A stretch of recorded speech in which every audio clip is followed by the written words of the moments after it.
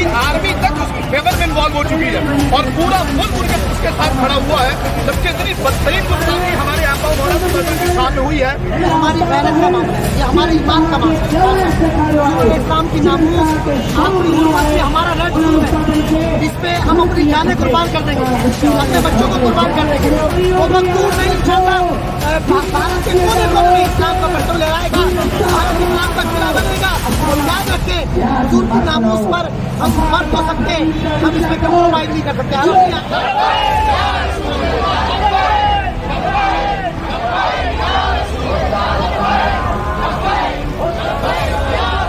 जज्बा इनका आगाज होने जा रहा है। कश्मीर को इन्होंने लहूलुहान किया। अभी आपके सामने मरी यासीन को उम्र कैद की गई। हमारी बहनों और बेटियों की, भारत में मुसलमान बच्चों की इसमंदरी हो रही है। कभी हिजाब का मसला, कभी मुसलमानों को कत्लो खाली की बाबरी मस्जिद और मुख्तलिफ इशू है।